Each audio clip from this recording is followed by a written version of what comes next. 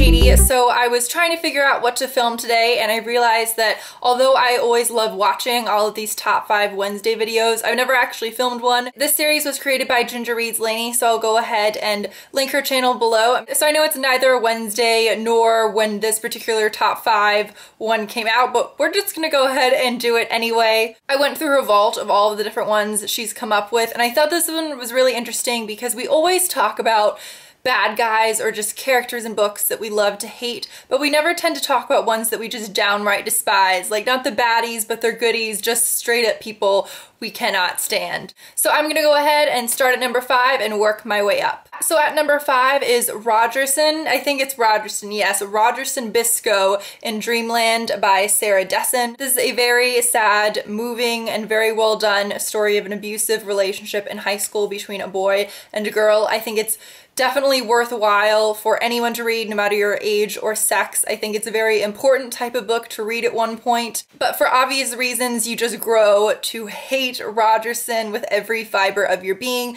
and obviously you're meant to despise him in this book. That's not indicative of this book being bad, it just means this book is well done, and I would recommend it, but he's just one of those villains in a book that you just hate at the very core of your being. And that's not a spoiler. If you read just the short blurb on the back, it's obvious how you're gonna feel about him. But I'm kind of cheating. For numbers 3 and 4, I'm gonna do 3 characters for whatever reason. I'm doing this because they're all the same type of character. So of these 3, there is Pippa from the Gemma Doyle series. Then we have Biba or Bibba, I'm not sure how to say her name, from this psychological thriller called The Poison Tree. And then we have Rose from I Capture the Castle. Now I guess Rose doesn't so much fall in the line as Pippa and Biba do in terms of this type of character, and I'm going to try and describe this without giving away anything that happens in particular in these books. But I see the stereotype of a woman brought up so much in movies and books, and it's where the exterior is beautiful, but on the inside it's just kind of rotten and spoiled and selfish and vile. It's definitely obvious going into these books that these 3 women are beautiful on the outside and quite selfish on the inside. This was definitely not giving anything away, but it's just a stereotype that I see so much. I just find that type of character so uninteresting. And like I said, it's definitely overdone. I mean, I have 3 people right here I can't stand who fall into this stereotype pretty well. I definitely have more people back on my bookshelf who do, but in all 3 of these books, I just found the characters boring and uninteresting, and I could see where their characters were kind of going just from reading about them for, say, the first 20 pages or so, and that's not what I like in a character. I like there to be multiple layers and not for those layers to be so obvious. And for number 2, I'm not sure if this is gonna be controversial because I know a lot of people love this book, but I don't know how people feel about this character in particular. Maybe a lot of people actually despise her as well.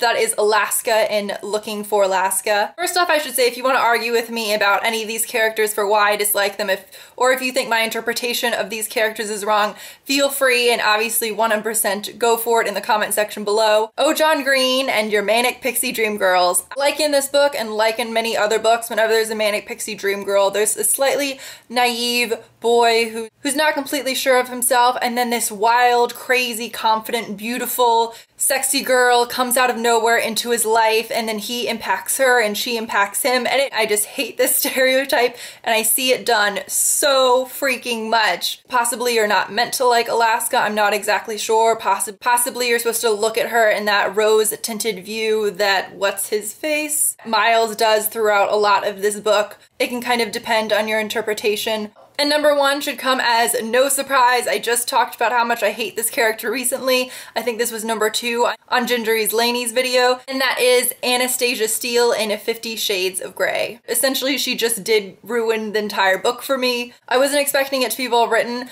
but I also wasn't expecting to hate the protagonist as much as I did. And obviously, this is Twilight fanfiction, and as much as I wasn't, you know, the number 1 fan of Twilight, I certainly never read those books hating, you know, just downright hating Bella Swan. I know a lot of people hate Kristen Stewart and maybe because of that hate Bella Swan or vice versa. I'm not sure, but I think Anastasia Steele is 1,000 times worse than Bella Swan. I don't even think you can compare the two really. Aside from the fact that they look similar and they're kind of insecure and naive, Anastasia Steele is just on a whole other level. One thing I just can't wrap my mind around is how, and I'm sure not to stereotype, but the majority of people buying and reading this book are women, and I just can't understand, and I really hope that it's not the case that the reason this book is popular is because women relate to Anastasia Steele. That's what really worries me, because she is such an insecure, naive, kind of bumbling idiot. Now, you do see this theme pretty often in erotica or romantic literature, where the protagonist is, you know, kind of insecure, and then someone who's wildly attractive and confident kind of sweeps them off their feet. And I'm not saying that's a good storyline to have all the time, but it's understandable why people would find that attractive. But this book just takes it above and beyond with making her insecure and such a stupid wet noodle. On a side note, I just started rewatching The Fall. I saw Luke Lane Reads and Well Done Books, I think it was, were talking about it on Twitter, and it sort of sparked my interest again. So if you do want to watch something with Jamie Dornan, go ahead and check out The Fall. It's on Netflix and it's wonderful. So those are the top 5 characters I hate. If you hated and or loved any of those characters, make sure to talk about them down below and let me know, and I'll see you guys soon. Bye.